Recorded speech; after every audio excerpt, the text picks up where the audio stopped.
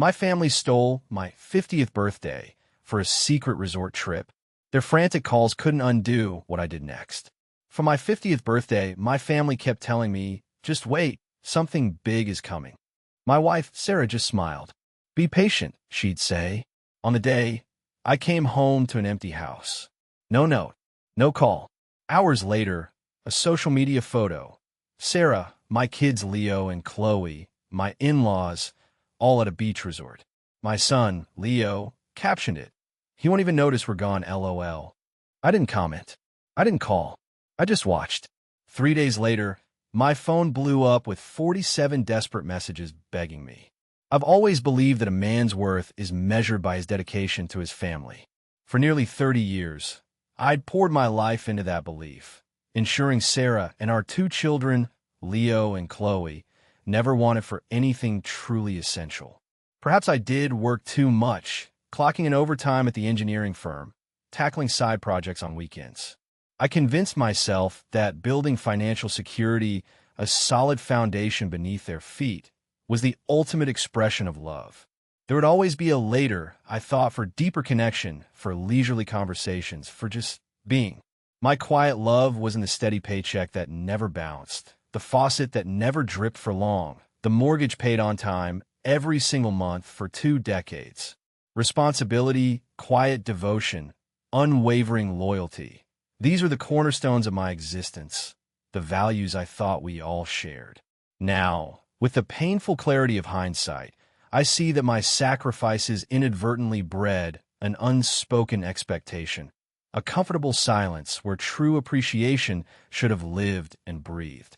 I avoided confrontation, mistaking my family's surface-level contentment for genuine happiness.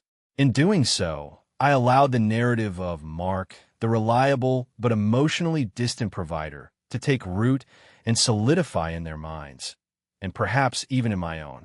I became the sturdy, predictable oak tree in the yard, always there providing shade and shelter, but rarely truly seen or engaged with on a deeper level, taken for granted until a storm threatened. Sarah, my wife of 25 years, had grown particular, increasingly focused on appearances, on what she felt she deserved in comparison to her friends, to her sister, Carol, or to the glossy lives portrayed on social media. Conversations about money, or my long hours, often ended with her sighing dramatically, a frown etching itself between her perfectly sculpted eyebrows. "Oh, Mark, you just don't understand the importance of keeping up appearances," she'd say, her tone implying I was hopelessly out of touch. Or, more cuttingly, if I questioned a particularly extravagant purchase, some people actually enjoy life, you know? They don't just exist to pay bills. Her phone, once a shared space for candid family photos and silly messages, had become a guarded fortress, angled away from me, its screen dimming quickly if I happened to glance over. Leo, our 22-year-old son, was a product of his mother's subtle entitlement and the instant gratification culture he was immersed in. Quick with a dismissive eye roll, fluent in the language of online validation over genuine, face-to-face connection. "Dad just doesn't get it," was his common refrain, usually muttered just loud enough for me to hear as he scrolled endlessly through his phone, a constant, low hum of casual disrespect that I'd chosen, too often, to ignore. Chloe, our 19-year-old daughter, was the quieter of the two. In her younger years, I used to see a flicker of my own empathy in her eyes, a brief shadow of discomfort when the casual barbs from Sarah or Leo got too sharp, too personal. But she learned early, as children in such dynamics often do, to navigate the family currents by staying silent, by making herself small. She became a small boat drifting in her mother's and grandfather's wake, her own voice lost, or perhaps just carefully hidden away for safekeeping. And then there was Richard, Sarah's father, 70-something, with an opinion on everything, especially my perceived shortcomings. His pronouncements on my modest career as a civil engineer and my practical, if unexciting, choices always carried the subtle sting of disapproval, the unspoken implication that I was never quite good enough for his precious daughter. He fancied himself the family patriarch, dispensing unsolicited advice that often felt more like royal decrees. His favorite line, delivered with a patronizing smile that never quite reached his cold eyes, was, "Just trying to help you all see the bigger picture, Mark. Some of us understand how the world really works." The subtext was always clear. I didn't. I suppose the foreshadowing was there all along, like cracks in a foundation, ignored until the walls start to crumble. I recall last year's anniversary. I'd suggested a quiet dinner at Luigi's, our favorite little Italian spot, the place where I'd proposed. Sarah had sighed, a theatrical display of disappointment that made me feel instantly small. "Luigi's? Again? Can't we do something nicer for once, Mark?" Linda and Tom went to that new fusion place downtown. "It's all about the experience, not just food." Her words made our shared history feel cheap, outdated. There were the small, unexplained withdrawals from the joint account I'd noticed on bank statements, amounts ranging from $50 to a couple of $100, often with vague descriptions. Probably just school supplies for Chloe, or something for the house, I told myself, pushing down the uneasy feeling they stirred, avoiding the potential argument that questioning them would ignite. Sarah's hushed, late-night calls, her voice dropping to a whisper if I walked into the room. Her laptop snapping shut with a decisive click whenever I approach her desk. Richard's increasingly frequent chats with Sarah, often behind closed doors, about family investments and making sure Sarah is taken care of, no matter what. Taken care of from what? From whom? The unspoken answer, I now realize, was me. The whispers about my upcoming 50th birthday started about a month before the actual day. A significant milestone, or so I thought. "Dad, you're going to love what Mom's planning," Chloe would say, her eyes not quite meeting mine, her smile a little too bright, a little too forced. Leo would smirk from behind his phone. "Yeah, Dad, prepare to be amazed. It's going to be epic." Even he managed to feign some enthusiasm, which in itself was suspicious. Sarah was the maestro of this secret symphony, a cryptic, almost smug smile playing on her lips whenever I asked for even the smallest hint. "Don't you worry your hard-working head about a thing, Mark. Just leave it all to me. It's all under control. You trust me to make it special, don't you?" That question, always that question. It always felt less like a request for trust and more like a velvet glove command, a test I felt pressure to pass, lest I be accused of not appreciating her efforts, of being ungrateful. My mind, I admit, despite a growing unease I couldn't quite name, wandered to hopeful places. A surprise party with old friends I hadn't seen in years? A weekend getaway, just Sarah and me, to that little cabin by the lake we used to rent before the kids came along, before life got so complicated. I just put down a hefty sum, nearly my entire annual bonus, money I'd earmarked for finally replacing my aging truck, to fix the critical foundation issues at Richard and Eleanor's sprawling house after their trusted contractor had botched the job and subsequently vanished. $20,000, gone without a second thought, because that's what family did. Richard had clapped me on the back, a rare gesture, and said, "Good man, Mark. Knew we could count on you." Sarah had beamed, saying how proud she was of my generosity. That generosity, it seemed, was a one-way street. My 50th birthday. I'd taken the day off, a rare occurrence, circling the date on the calendar weeks in advance, fighting off a minor guilt trip from my boss about an impending project deadline.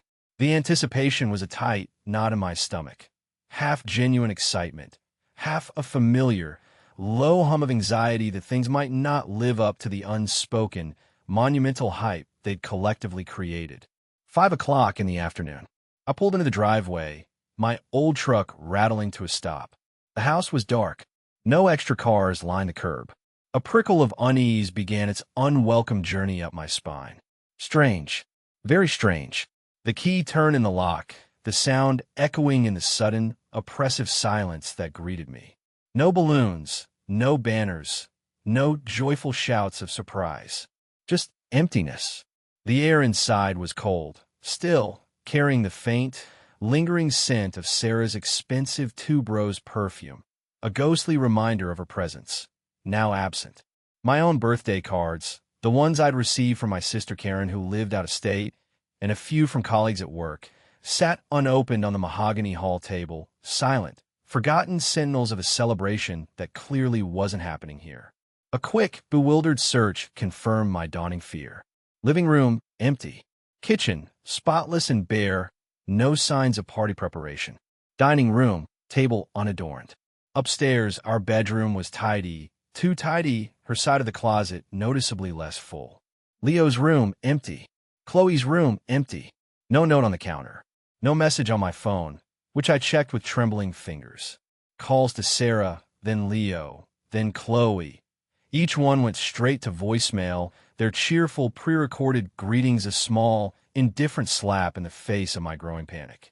A cold dread began to seep into my bones, chilling me from the inside out. Had there been an accident? My mind raced through horrifying scenarios. I called Sarah's sister, Carol. Her voice, when she finally answered after an uncomfortably long series of rings, was strained, unnaturally high-pitched. "Oh, Mark, happy birthday. I'm sure they're just running late with the surprise." You know, Sarah, always a flair for the dramatic. The lie was so thin, so poorly constructed, it was transparent, an insult to my intelligence and my genuine fear. The silence in the house wasn't just an absence of sound. I remember thinking, as I sank onto the edge of our perfectly made bed, Sarah's scent mocking me. It felt like a presence, cold and heavy, pressing down on me, suffocating the last vestiges of my naive hope, leaving only a raw, gaping void where my 50th birthday should have been. The hours crawled by, each tick of the grandfather clock in the hall amplifying the emptiness that had become my unwelcome birthday guest. 8:17 p.m. I'd called the local hospitals, my voice tight with a fear I was trying to suppress, only to be met with polite, unhelpful responses. I'd called Richard and Eleanor's home line. It rang unanswered.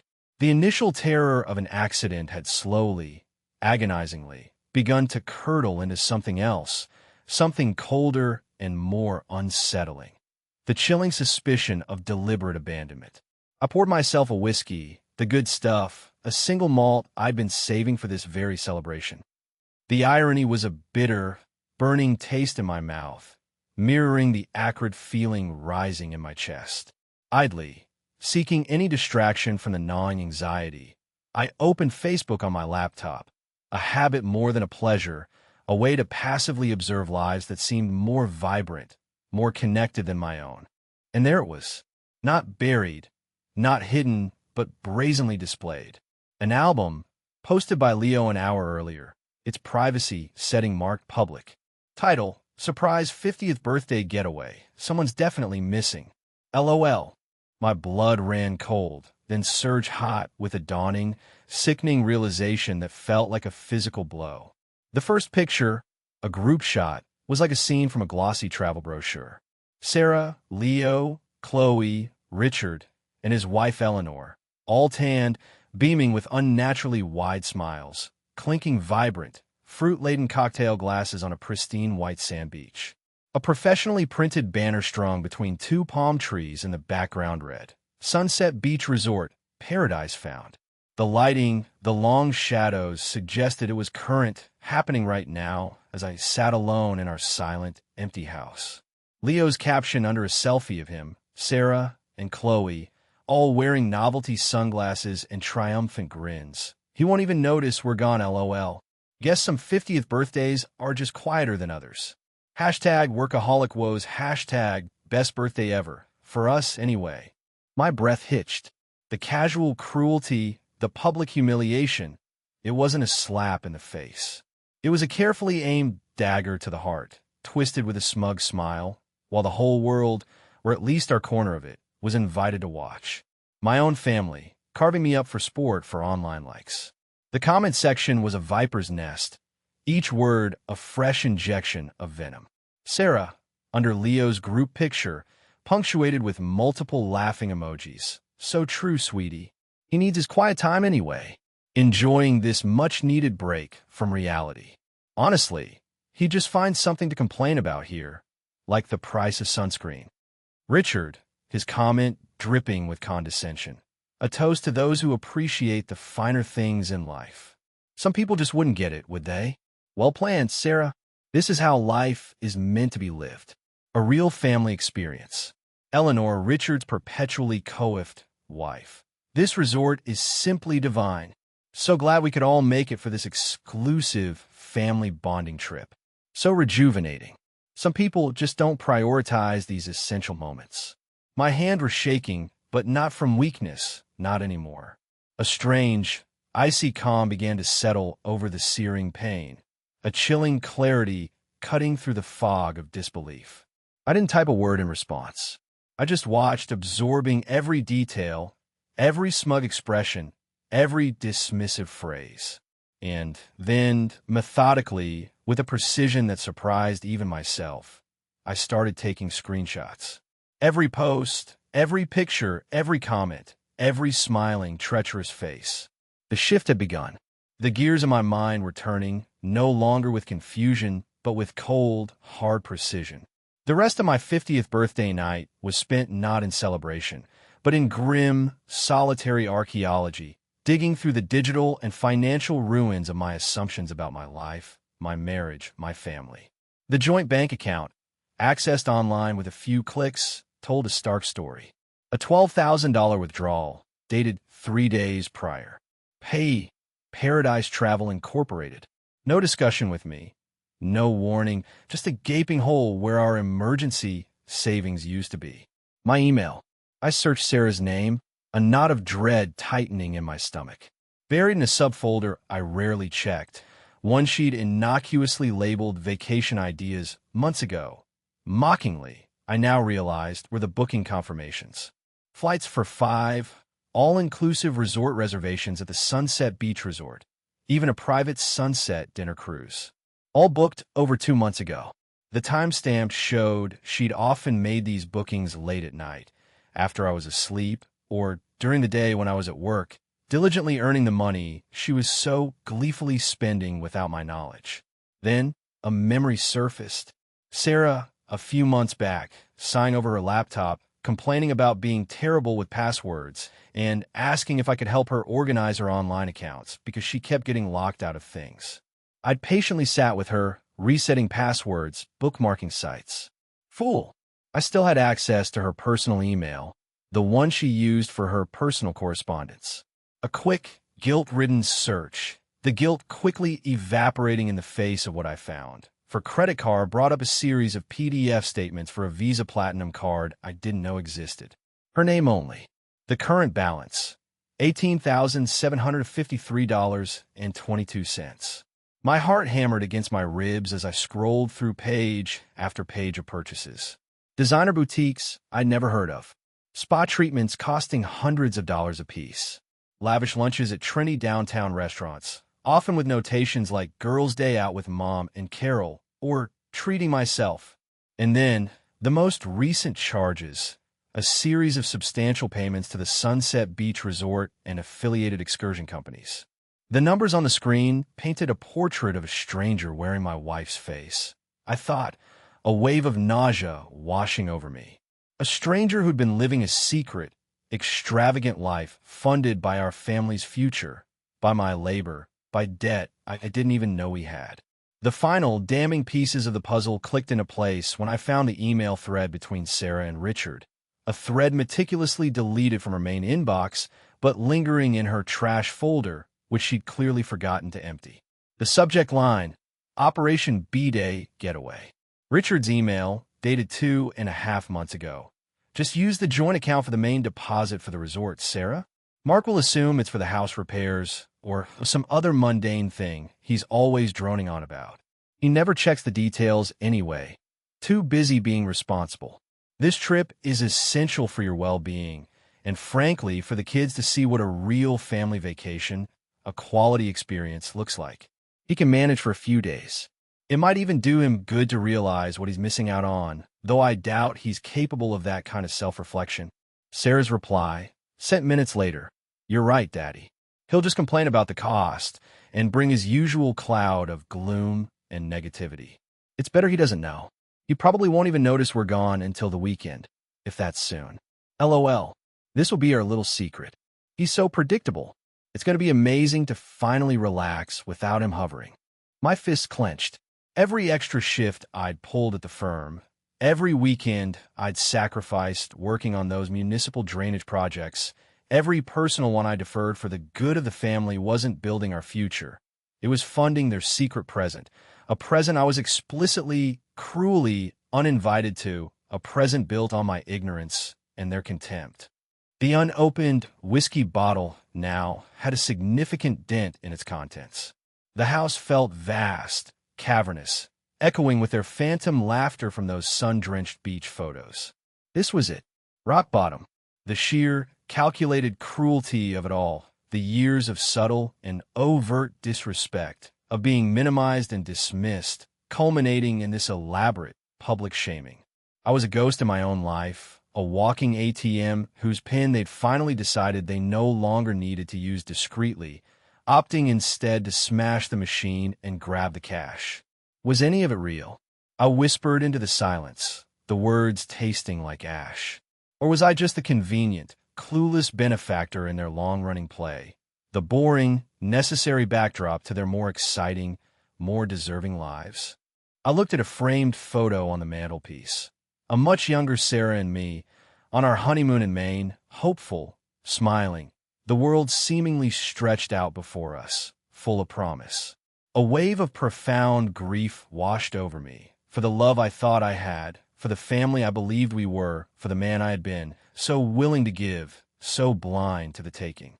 But beneath the crushing weight of that grief, something else was stirring, hardening from a liquid shock into a solid, unyielding core. Not just anger, though that was there, a cold, simmering rage. It was clarity, a brutal, illuminating clarity, a resolve. The man who saw the dawn that next morning, through gritty, sleepless eyes that had stared at damning screens all night, wasn't the same one who had opened an empty front door just hours before. I vowed to the pale light filtering through the blinds. The hurt was still there, a cold, heavy stone in my gut, but something new had forged around it, a steely, unbending determination. The doormat days were over. The silence they had mistaken for acquiescence, for stupidity, was about to find its voice. And it would be a voice they wouldn't soon forget. My first call, at precisely 7 a.m., wasn't to them. It was to Ben Holloway, an old college friend who'd navigated a particularly messy, financially complicated divorce the previous year. His ex-wife had, by all accounts, taken him to the cleaners. Ben had emerged bruised but wiser. "Ben," I said, my voice surprisingly steady, devoid of the tremors I felt deep inside my chest. "It's Mark. Mark Evans. I need your lawyer's number. And I need it now." The first concrete step felt like severing a diseased limb. My bi-weekly paycheck was due to hit the joint account on Friday, just 2 days away. First thing Monday morning, the day after my catastrophic 50th birthday, I walked into my local bank branch, not the one Sarah usually frequented. I sat down with a personal banker, a pleasant woman named Ms. Albright, and calmly explained I needed to open a new checking and savings account under my name only and reroute my entire direct deposit, effective immediately.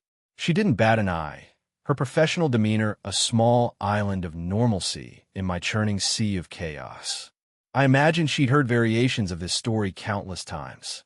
It felt like the first breath of clean, untainted air I'd taken in a long, long time. That simple administrative act was a declaration of independence. Later that day, I met with David Sterling, Ben's lawyer. His office was downtown, understated, efficient. Sterling was a sharp, no-nonsense man in his late 50s, with eyes that seemed to see right through any pretense, any attempt at evasion. I laid out the story, my voice flat, almost robotic as I recounted the events, letting the screenshots, the bank statements, the damning emails do most of the talking. His expression grew grimmer with each page I slid across his polished mahogany desk. He explained my state's laws on marital assets, the complexities of community property versus equitable distribution, the concept of dissipation of assets, a term that seemed tailor-made for Sarah's secret spending spree. Her hidden Visa Platinum was likely to be considered marital debt if she could argue its use for family purposes, however flimsy, but her solo helic forgery on our jointly owned home? That was a different, more serious beast. Fraud. Document everything, Mark, he advised, his voice firm, cutting through my days. Every text, every call, every social media post, every financial irregularity you can find for the past several years. We build a timeline. We build a fortress of facts. Emotions are for therapy. Here, we deal in evidence. His words were a lifeline. That evening, back in the echoing silence of my house, I began my meticulous siege. I changed every password to every financial portal, utility account, insurance policy, and streaming service I could think of that was tied to joint finances or my personal credit. I started a new, more comprehensive spreadsheet, a forensic accounting of our 25 years together, tracing every dollar I'd earned, every major expense, every sacrifice I'd made, every unexplained discrepancy I could now see with stark, unforgiving clarity. The numbers told a brutal story of imbalance, of one person consistently giving and another consistently, and often secretly, taking. Then, I began to move Sarah's belongings. Not in anger, not throwing them into boxes with venom, but with a strange, surgical detachment, a chillingly calm sense of strategy. Her overflowing collection of designer clothes and shoes from our master closet, her expensive serums and creams from the bathroom counter, her romance novels and fashion magazines from the nightstand, all carefully transported to the guest room down the hall. Each item felt like an artifact from a life that was no longer mine, a life built on a foundation of lies I was now methodically dismantling. My actions weren't driven by impulsive rage, I noted to myself, surprised at my own composure, but by a necessary reclaiming of my space, my sanity, myself. Meanwhile, their Instagram accounts continued to be a live feed of my humiliation, a vibrant travelogue of their carefree betrayal. More group dinners at sunset, the sky ablaze with colors I couldn't appreciate. Leo on a jet ski, looking particularly smug and entitled. Chloe, forcing a smile in some pictures, looking genuinely happy in others. Sarah, always the center of attention, posing with yet another elaborate cocktail, her laughter almost audible through the screen. They seemed utterly oblivious, cocooned in their bubble of entitlement, or perhaps supremely confident in my historical passivity, in their own untouchability. They had no idea the ground beneath their feet was shifting. On the evening of their third day away, my third day of silent, methodical action, I made my quiet, calculated move. I posted a single photo on my rarely used Instagram account, the one I primarily use to keep a distant eye on the kids.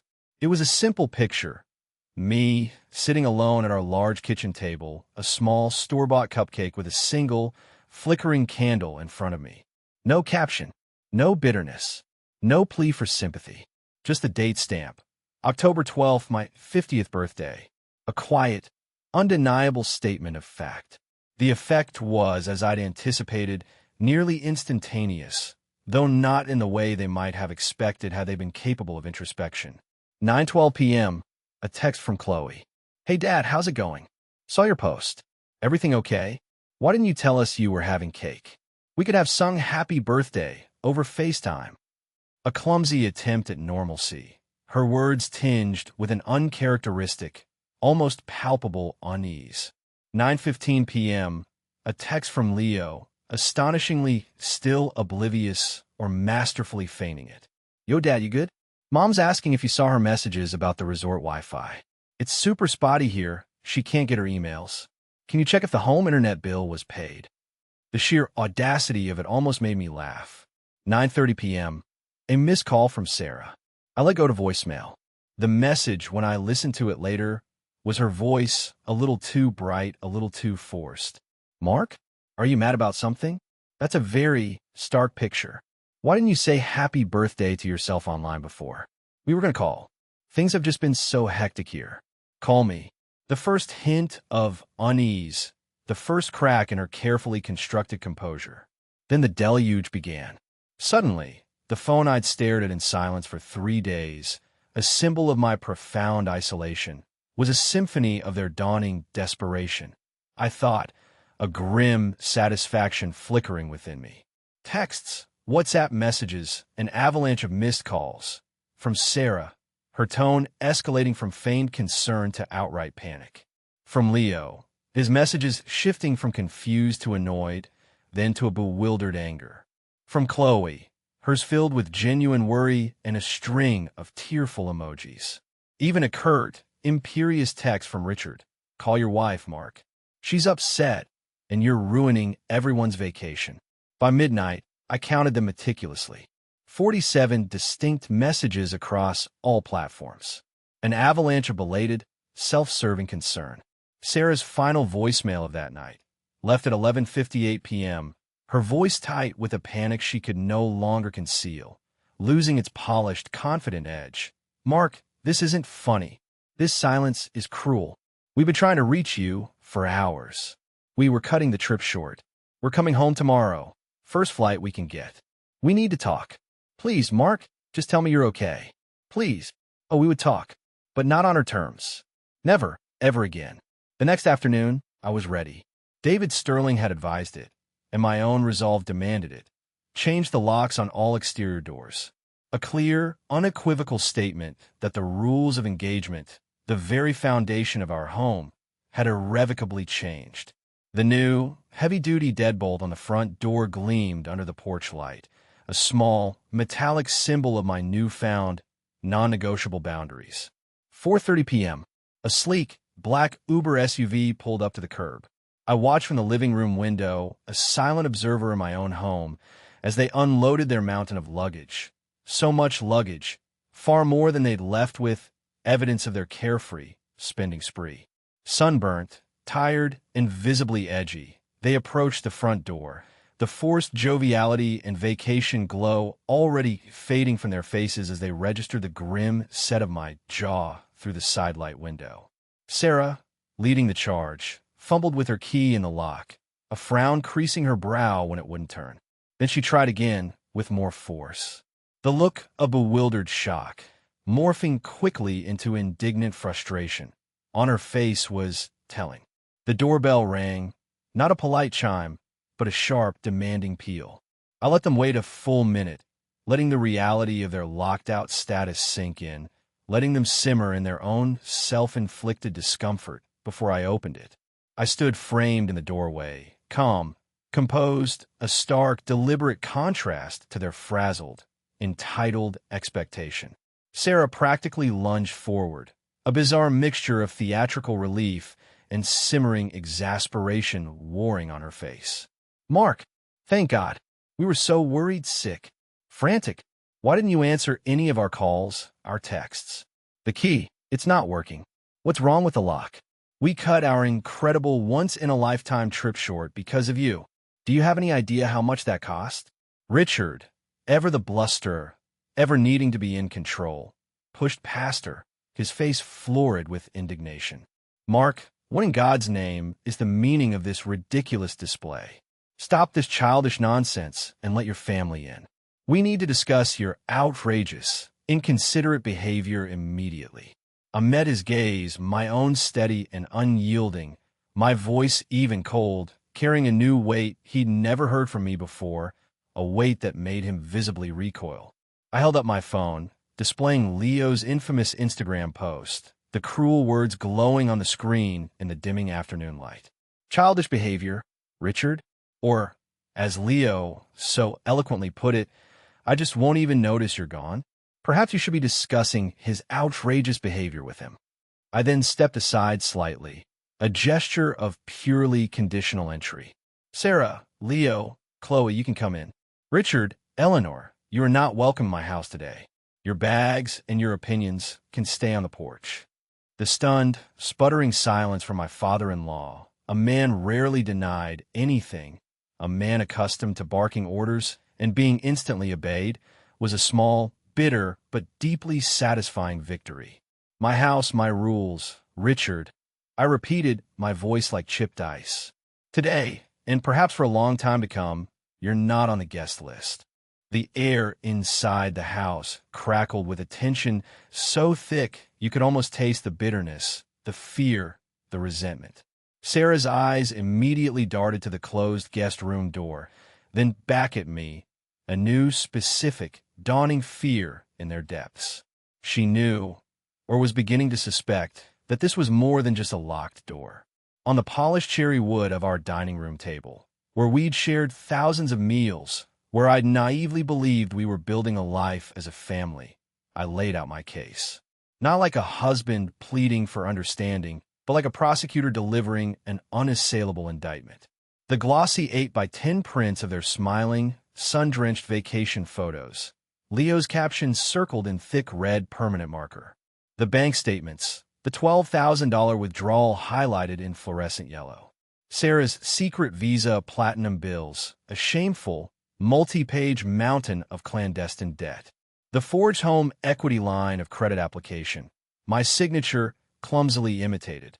The printouts of their damning emails, their casual dismissal of me, their calculated deceit, their cruel laughter at my expense.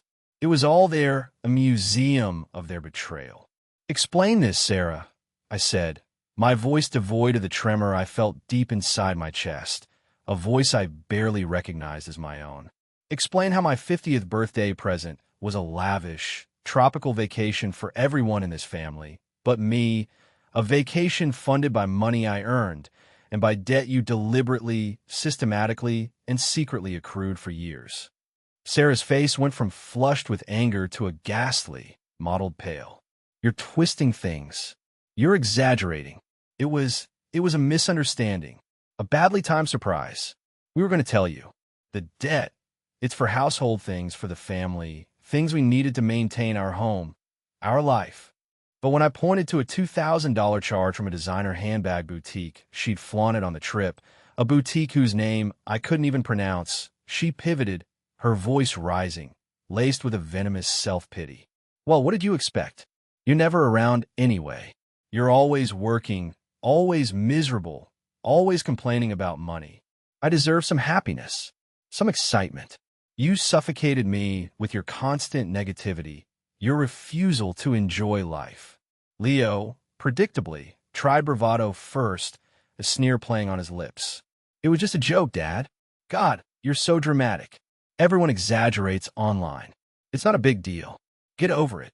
That arrogant facade began to crumble when I slid the meticulously prepared spreadsheet across the table, the one detailing exactly how much of his allowance, his car insurance, his expensive phone bill, his video game subscriptions, his very comfortable lifestyle came directly, month after month, from the income he so readily mocked.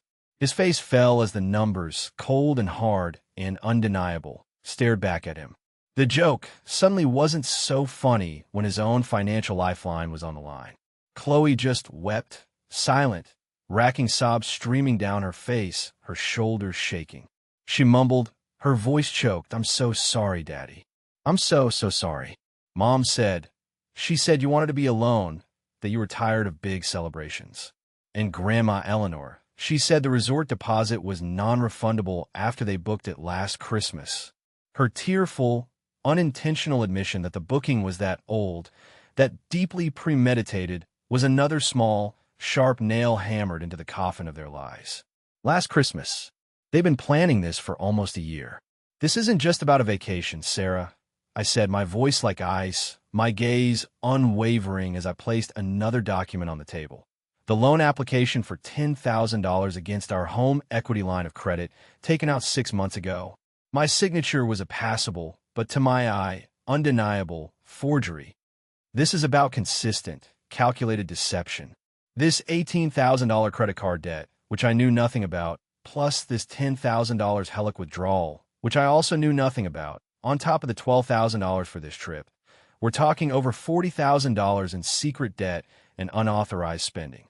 What was it all for, Sarah? More happiness that I was apparently incapable of providing or funding openly.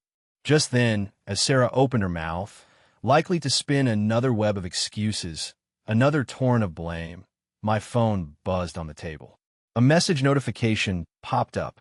It was from Laura, an old college friend of Sarah's and mine, someone I hadn't spoken to in ages, but who still followed us both vaguely on social media. My heart gave a strange lurch. I opened it. It was a forwarded chain of texts from Sarah to Laura, sent just before their departure for the Sunset Beach Resort. Sarah's text to Laura. OMG, Laura, you will not believe this. Finally getting away from Mark's perpetual gloom for his birthday. LOL. Best part?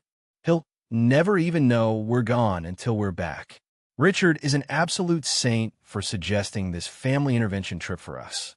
He says I need to live a little, experience the finer things Mark always denies me because he's such a tightwad.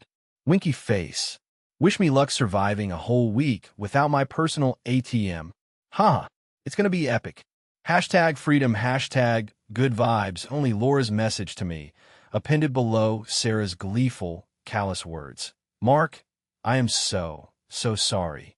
I just saw your heartbreaking Instagram post from your birthday, and Chloe's obviously worried comment on it a little while ago, and I realized what was really going on. Sarah had told me this was a surprise trip for you, that you were meeting them there later after a big work thing. This is disgusting. I had no idea she was capable of this level of cruelty. You deserve so much better than this, Mark. I hope this helps. I slowly turned my phone around and showed Sarah her own triumphant, damning words, her own gleeful betrayal laid bare by someone she thought was a confidant, a sharer in her joke. The fight visibly, completely drained out of her. Her carefully constructed facade of indignation, of victimhood, shattered into a million pieces. There was no lie left in her arsenal that could cover this. Her face was a mask of pure, unadulterated shock, not of remorse, not of shame, but of being so thoroughly, so irrefutably caught. The silence in the room was broken only by Chloe's continued, heartbroken sobs. My voice, when I finally spoke into the ringing, suffocating silence, was steady, imbued with a strength I didn't know I possessed until that very moment. It was the voice of a man who had been pushed past his limit and had found solid ground on the other side. The lies stop now, I declared, my gaze sweeping over Sarah's stunned face, Leo's sullen pout, and Chloe's tear-streaked cheeks. The free ride is over. I've opened a new bank account, I continued, each word deliberate, final. My income no longer goes into any joint accounts. I will cover the mortgage and essential utilities, electricity, water, gas, from what little remains in the old joint account for the next 3 months. That should give you time to make alternative arrangements. After that, Sarah, you will need to contribute your full share for this house, or find alternative accommodation. I've spoken to a lawyer, I stated, watching Sarah flinch as if struck. I'm seriously considering divorce. You have 90 days, Sarah, from this moment, to demonstrate a fundamental, verifiable, and sincere change of behavior, attitude, and financial responsibility. That includes finding employment and contributing to your own support and the mountain of debt you've accrued. Or you can use that time to prepare for a different future. A future without my financial backing, without my presence as your safety net. To Leo, whose eyes were now wide with a dawning, unpleasant understanding, I said, your financial support from me, a generous allowance, your car payments, your insurance, your phone bill, is hereby terminated, effective immediately. When you get a full-time job, contribute to this household if you still live here, and begin to show some basic respect and responsibility for your own life and actions. We can discuss a loan for essential educational pursuits, nothing more. The Bank of Dad, as you once jokingly called it, is permanently closed for frivolous withdrawals and entitled attitudes. To Chloe, my voice softened, but the firmness, the resolve, remained. I'm deeply disappointed in your complicity, Chloe, in your silence when you knew this was wrong. But I also see your remorse now, and I truly hope, you learn from this painful lesson about integrity and courage. Your college tuition, as I've always promised, will continue to be paid by me, but directly to the institution, not through any account Sarah has access to ever again. The reactions were as varied as their personalities, yet predictable in their dysfunction. Sarah's face crumpled, not with sorrow, not with shame, but with the raw, unfiltered terror of a queen whose throne had just been violently yanked from beneath her, whose entire reality, built on my labor and her deceit, was imploding before her eyes. "You can't do this," she shrieked, her voice cracking. "You wouldn't. After everything I've done for this family, all the sacrifices I've made to maintain our lifestyle, our standing in the community." My reply was quiet, but it cut through her histrionics like a surgeon's scalpel. "The question is, Sarah, what have you done with this family's trust and resources? And what lifestyle exactly were you maintaining with nearly $40,000 in secret debt and blatant deceit?" Leo actually scoffed, a reflex of his ingrained arrogance, though it lacked its usual conviction. "Fine, whatever. I don't need your money anyway. I can make it on my own." He stormed out, slamming the newly relocked front door behind him, a hollow echo of defiance that fooled no one, least of all himself. Chloe finally broke completely. Sobs racked her small body, great gulping gasps for air. "Dad, I'm so sorry," she managed between sobs, her words raw and heartfelt. "I knew it was wrong. I felt sick about it. But I was scared to say anything against Mom and Grandpa. They can be so convincing. They twist everything. I'm so ashamed." Her apology, her genuine pain, felt like the first authentic words spoken by a member of my immediate family in that house for hours, perhaps for years. This was her painful, but necessary, turning point. Within minutes, as if on cue, Sarah's phone rang, the ringtone an obnoxiously cheerful pop song that grated on my raw nerves. Richard's booming, furious voice could be heard even from across the room, demanding to know what was happening, why Sarah was crying, why his key no longer worked. Sarah, her voice a choked whisper, managed only, "He knows everything, Daddy. Everything. The cards, the loan, the trip." Laura texted him before the call abruptly ended. Richard didn't call back that night.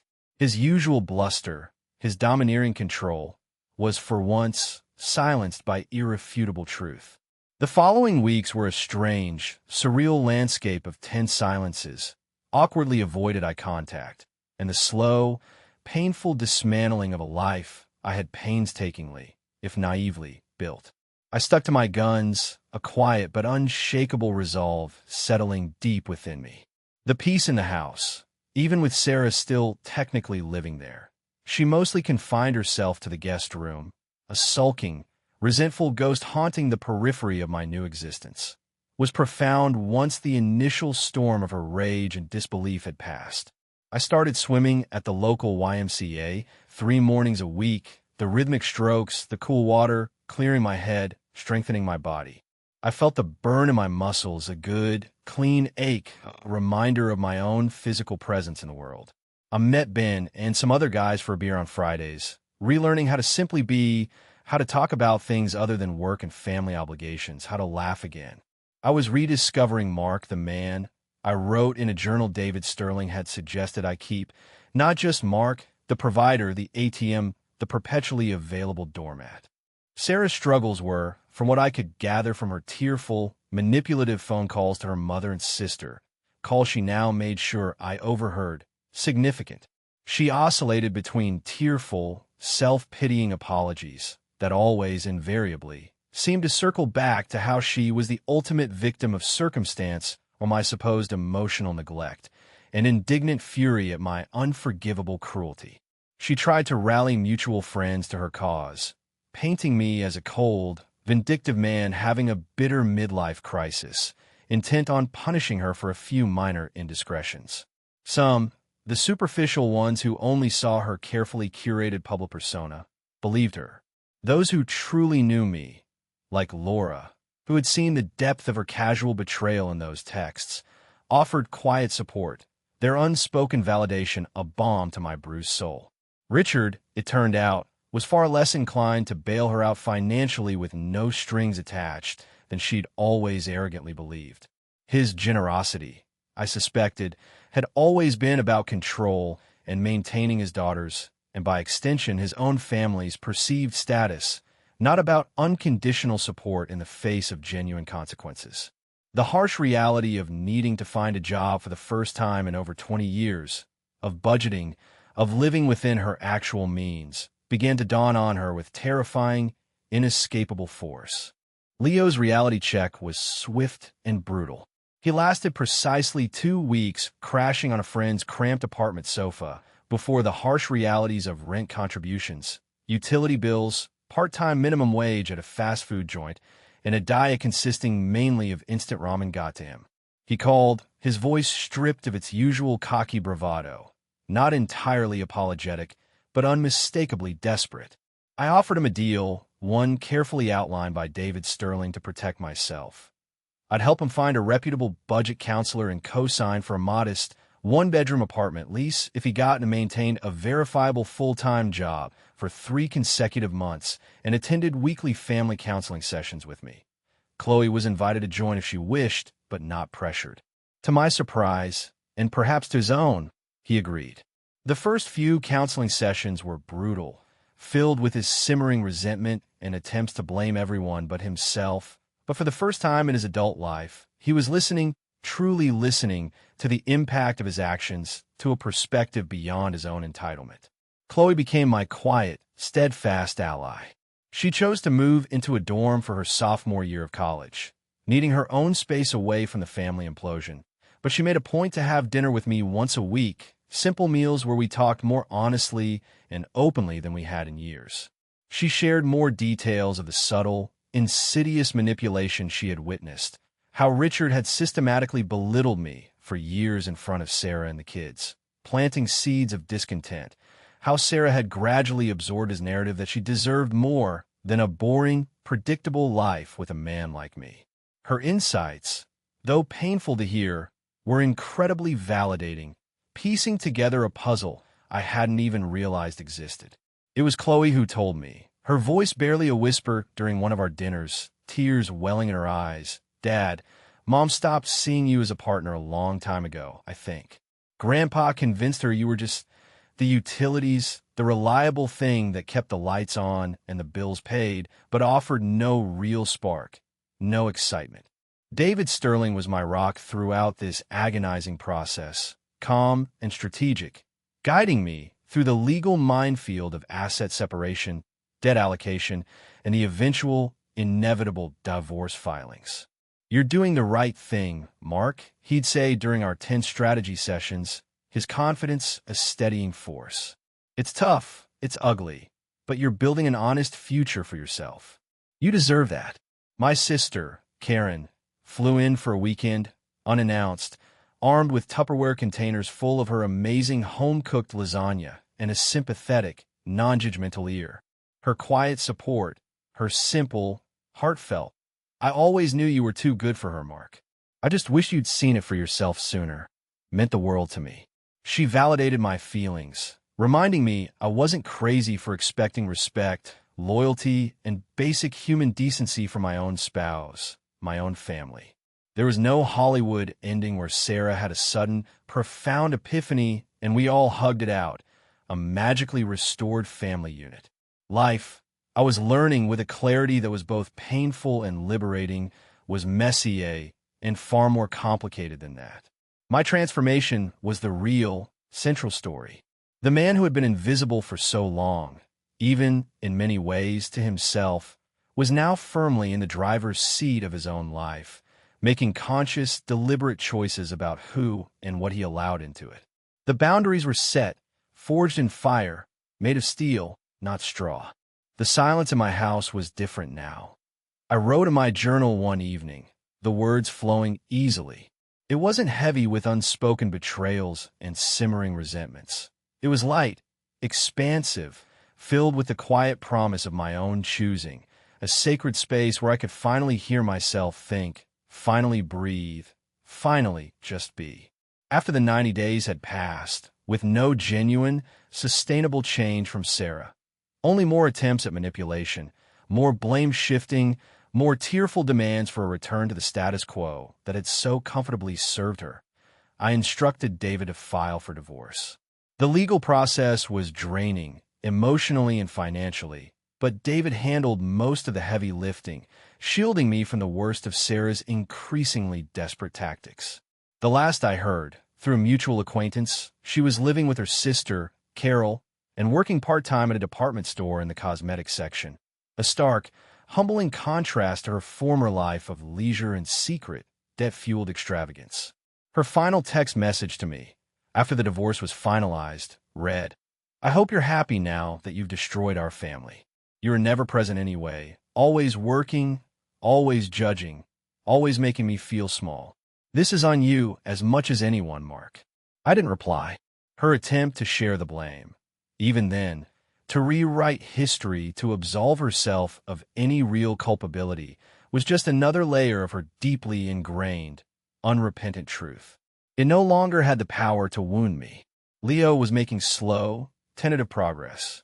He kept his job at a local warehouse, a physically demanding role that was teaching him the value of an honest day's work. He started talking, hesitantly at first, about going to trade school to become an electrician, a practical skill, a real future. He still had a long way to go, a mountain of immaturity and ingrained entitlement to climb, but there was a flicker of the responsible man he could, perhaps, one day become. One Sunday, he awkwardly helped me fix a leaky faucet in my bathroom, actually asking questions about the tools, actually listening to my answers. "Thanks for showing me, Dad," he mumbled, not quite meeting my eye, a faint flush on his cheeks.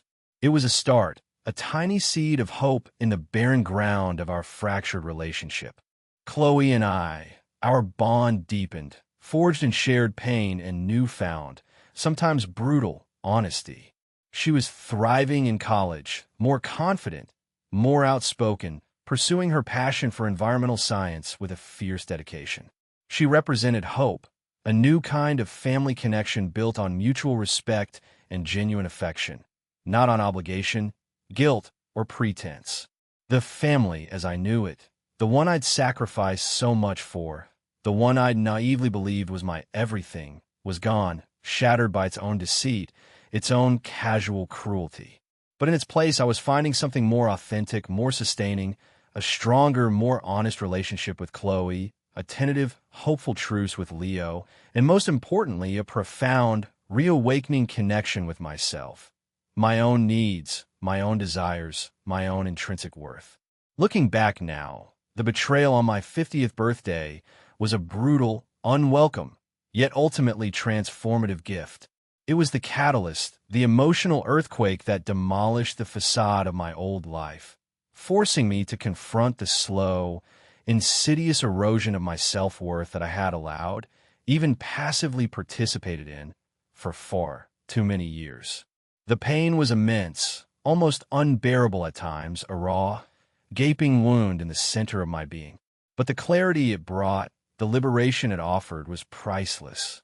I learned that true strength isn't in silently enduring disrespect, however prettily it's packaged or however long it's been the norm. It's in calmly, unequivocally drawing a line in the sand and defending it with every fiber of your being. I learned that self-love, a concept I'd once dismissed as selfish New Age jargon, isn't selfish at all.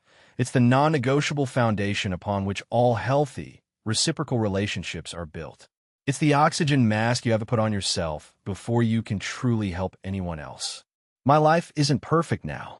There are still echoes of the past, moments of sadness that ambush me at unexpected times.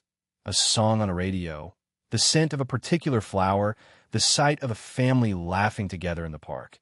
Reminders of what I thought I had, for the years lost to a carefully constructed lie. But there's also a quiet joy, a profound sense of agency, a lightness of being I haven't felt in decades. I'm planning my own 51st birthday celebration next year. Maybe a solo trip to the mountains of Colorado, to breathe clean, crisp air and walk among giants that ask nothing of me but my presence, my quiet appreciation. It took an earthquake to demolish the facade of my old life before I could begin to build something true, something real for myself. Sometimes the greatest act of love is choosing yourself, even when, especially when, it means walking away from everything you thought defined you. What's one boundary you've set, or one truth you've embraced that changed the trajectory of your life for the better?